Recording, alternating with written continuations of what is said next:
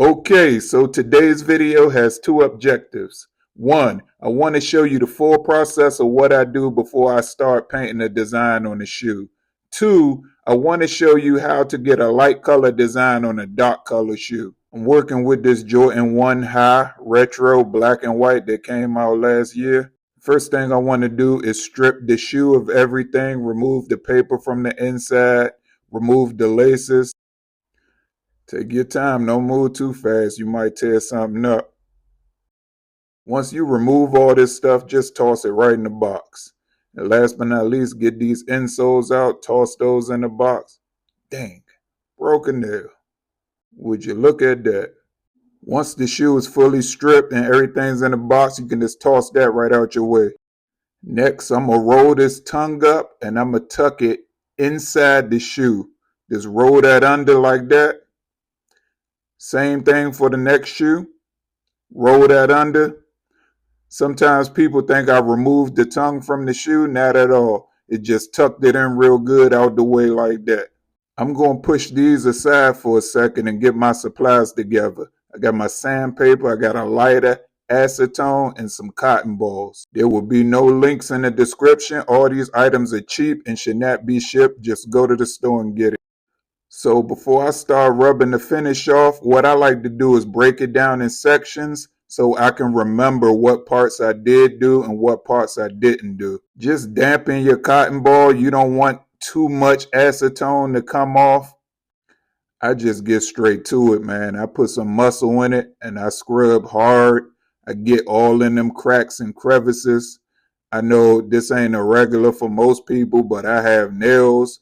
And I usually keep my nails long for these type of purposes because they come in handy when I'm doing work like this.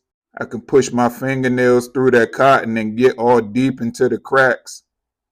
This won't always be the case, but try to scrub until you see some discoloration going in, which is common on a shoe this dark. When you start seeing the paint of the color of the shoe on the cotton ball, you know you done put in some work, man. Don't be scared to scrub. It ain't going to hurt nothing. Scrub that crap till it feels scruffy and you know your paint going to bond with it well. You got to fold and bend these corners and get all up in there. It's some tedious work, but it's not hard. Like anybody can do this. Always joke and say one day I'm going to get to a level and I'm going to pay somebody to do this part. But to be honest, I'd be so worried that they don't cover every part that I need covered, and I'd just rather do it myself. But it's real simple. As you can see, I'm bending this part to get all in them cracks. This is like the step I dread doing before starting to paint a shoe, but once you get the hang of it, you kind of get through it quick. And sometimes I might just do multiple shoes in one day. Like if I have multiple orders, I just pick a day where I'm doing nothing but prepping the shoes. Once you get to the back, it's pretty easy, kind of like the front, because you don't have to remember, did you do this part on this side? Did you do this part on the other side? You just going around the back. So it's pretty simple. Now this part right here is a little interesting when you're working with Jordan 1s. This wings logo, the paint will start to rub and smudge. So what you want to do is make sure you go over this area real good, get as much paint out of there as you can. And once you do, you want to come back in with your acetone a few times and make sure you clean up all them smudges. Don't be afraid to scrub it hard. The more discoloration, the better the prep job.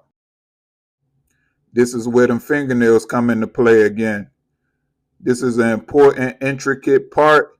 When you're doing this part, you want to make sure you get in between them seams where the leather and the fabric from the insole lining meets. You don't want no sketchiness in your prep job because you know the prep job is going to determine the good paint job. So press them edges and dig deep in them cracks and crevices. You know I say it all the time, cracks and crevices. I'm not sure if I'm going to do anything to the sole, but I'm just going to get them out the way just in case. You never know. So there you have it. I think we rubbed every inch of that finish off. As you can see the difference between each shoe. One is real dull and one is kind of shining in the light. So I got one shoe out the way. Now you can go get a snack or something while I take care of this other one. And we're going to get back to the prep job in approximately 2 seconds. This is not always a must, but all these shoes aren't made equal. And on certain textures, I feel like sometimes I need to go that extra mile. So I do a little sand job. Now, I'm not an expert with sandpaper. I couldn't tell you what sandpaper to get. I just use something that I know that's not too grainy and that I might have laying around. For instance, this time I happen to have this. So this is what I'm going to use. I fold it up and I make sure to get all in them edges.